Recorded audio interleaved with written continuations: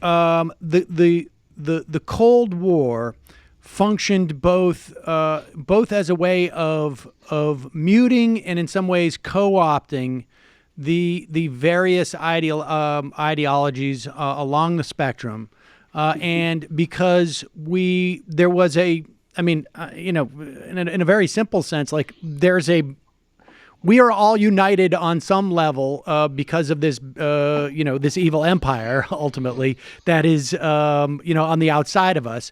We're in competition for that. That created both some positives in the way that, we had to actually compete, I guess, globally, but it also tampered down some of these sort of more helpful ideologies. When the Soviet Union fails, all bets are off. And it's just that bargain becomes completely one-sided. There is a lot of self-satisfaction amongst the elite and a lot of vindication, and it goes forward. And like you say, Clinton in '93, and then Bush Sr. certainly, I would imagine, and or I should say vice versa, Clinton, and then and George Herbert Walker Bush. They're all functioning on the validation that came from America essentially winning the Cold War. What's also interesting is to see Obama and McCain as two sides of the same coin on some level of the various strains of that narrative that we told ourselves through the Cold War. McCain, vindicating the America as, an interventionist, a global interventionist, and Obama vindicating the America, the arc of racial and economic justice. But then all of a sudden we realize not working out. And that's why we get someone like Trump and maybe someone like Bernie Sanders, because that we're outside that post-Cold War era. Yeah, and this is one of the reasons why. One of the impulses for me in writing the piece is that I really felt like it was important not to tell sort of histories of the present, accounts of what sort of generated our current political climate, as purely explanations about how did we get Trump, because those tend to kind of naturalize Trump rather than see Trump's victory is totally contingent.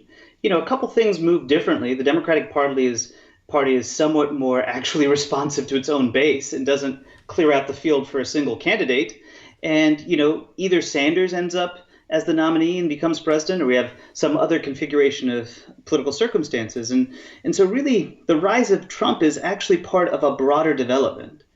And to me, what that broader development is that the Cold War solutions, so tied to market, interventionism, and limited racial reforms, they fail. And they fail pretty catastrophically between, the early years of the 21st century and the 2016 campaign, from Iraq to the financial crisis to the rise of hyper and mass incarceration. And all of this produces, rolling social discontent and years, the last few years of really intense kind of popular rebellion.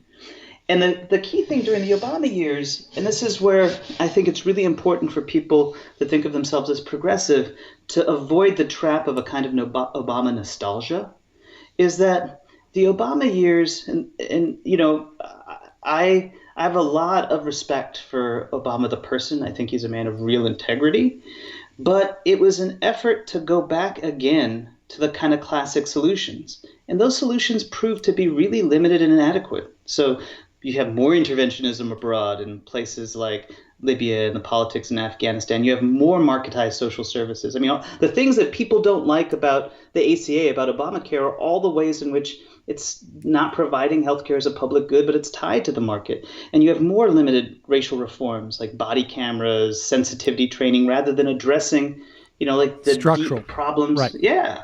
So what this does is it means that by the time and we should say the evidence of that is how easily, in fact, I mean, for a total incompetent as president and a completely dysfunctional majority in Congress, how easy it is for them to unravel a lot of those things. I mean, the ACA is still here, but without a mandate, where you've got a lot of significant problems with the market-based part of it. And even on some level, the Medicare stuff is still vulnerable to some rather, easy sort of sabotages, I think you could describe them as. So, I mean, that's evidence of it, right? I mean, we're seeing all the rollbacks of the executive orders and whatnot. Totally. Yeah, I mean, and so what I think those rollbacks also, again, highlight are really the problems of our own version of presidentialism, which requires these supermajorities just to get anything done. And if you don't have them, what ends up happening is you have, deadlock. And the way that for decades now, American presidents have addressed that is through, using executive action.